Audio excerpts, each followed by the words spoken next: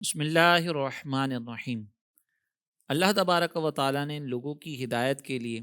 بھیجے جانے والے نبیوں کا سلسلہ جب آپ کے اور میرے آقا و مولا جناب محمد مصطفیٰ صلی اللہ علیہ وسلم پر مکمل فرما دیا اور نبی کریم علیہ صلاۃ والسلام کے سر پر تاج نبوت کا تاج سجا دیا، تو اس کے بعد تبلیغ دین کی یہ ذمہ داری مختلف اولیاء کرام اور علماء کرام کے سپرد کی گئی۔ انہی مبلغ دین میں خواجہ معین الدین چشتی اجمیری رحمۃ اللہ تعالیٰ علیہ بھی شامل ہیں۔ سن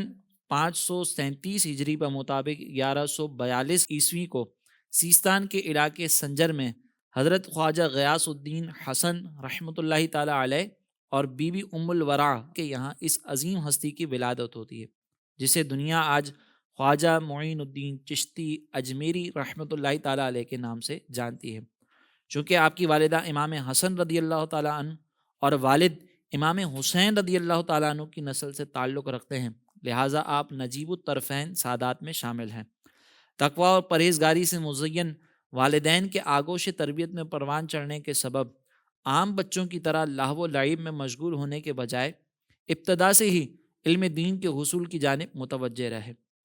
چنانچہ ابتدائی تعلیم والد محترم سے حاصل کرتے ہوئے 9 سال کی عمر میں حفظ قرآن مکمل کرنے کے بعد ایک مدرسے میں داخلہ لے کر حدیث و فقہ پر مہارت حاصل کر کے علماء ربانیین کی صف میں شامل ہوئے۔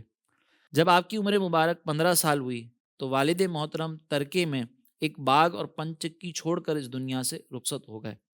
ترکہ پدری سے ملنے والا یہ مال ذریعہ معاش بنا اور یوں زندگی کے شب و روز گزرنے لگے کہ ایک دن حضرت ابراہیم قندوزی رحمۃ اللہ تعالیٰ علیہ اس باغ میں آئے اور اپنے باطنی فیض سے خواجہ صاحب کے دل کی دنیا کو بدل دیا، جس کے بعد آپ نے اپنا تمام سرمایہ غربا میں تقسیم کر کے تلاش حق کے لیے مختلف مقامات کا سفر اختیار کیا۔ پھر بالآخر اس سفر کے دوران آپ کی ملاقات حضرت خواجہ عثمان رحمۃ اللہ تعالیٰ علیہ سے ہوئی۔ آپ نے ان سے بیعت کی اور کم و بیش 20 سال تک ان کی بارگاہ میں ان کی صحبت بابرکت میں رہے، اور پھر جب 20 سال کے بعد آپ اپنے مرشد کریم کے ساتھ کعبہ مشرفہ پہنچے تو وہاں آپ کے مرشد نے آپ کو اللہ رب العزت کے سپرد کر دیا، اور پھر اس کے بعد آپ اپنے خاص مرید خواجہ بختیار الدین کاکی رحمۃ اللہ تعالیٰ علیہ کے ساتھ ایک مرتبہ پھر کچھ عرصے کے بعد نبی کریم علیہ صلاۃ والسلام کی بارگاہ میں حاضر ہوئے، تو وہاں سے آپ کو ہندوستان کے علاقے اجمیر میں جانے کا حکم ملا۔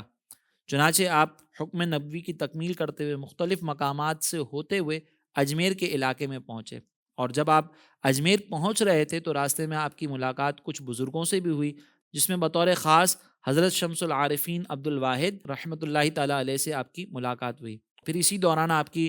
ملاقات دیگر اور بزرگوں سے بھی ہوئی، اور مختلف مقامات پر اپنے اپنے عظیم شاگردوں کو بطور نائب بھی مقرر کیا، جیسے خواجہ قطب الدین بختیار کاکی رحمۃ اللہ تعالیٰ علیہ اور قاضی حمید الدین ناگوری رحمۃ اللہ تعالیٰ علیہ کو مختلف علاقوں میں بطور نائب مقرر کر کے پھر آپ اجمیر کی طرف تشریف لائے۔ یہاں آتے ہی کئی غیر مسلموں کو دائرہ اسلام میں داخل کرنے کا سبب بنے، اور تقریباً 45 سال تک آپ نے یہاں پر قیام فرما کر درس و تدریس، تحریر و کتابت کے ذریعے ہند کی کفر و دلالت میں ڈوبی زمین کو نور اسلام سے منور کیا، اور نور اسلام سے منور کرنے کے بعد اپنی خدمات دینیہ سر انجام دینے کے بعد 6 رجب سن 627 ہجری میں آپ اس دنیا سے رخصت ہوئے۔ آپ کی حیات مبارکہ میں ہمیں علم و تقوی، تبلیغ دین میں عظیم جد و جہد اور دیگر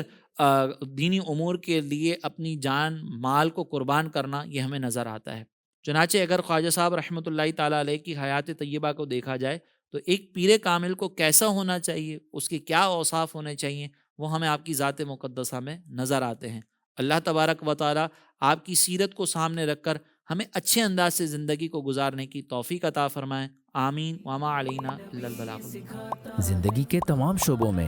دینی رہنمائی حاصل کرنے اور آخرت کو بہتر کرنے کے لیے ہمارے YouTube channel Islamic digital studio کو سبسکرائب کر لیں اور بیل آئیکن بھی پریس کر لیں۔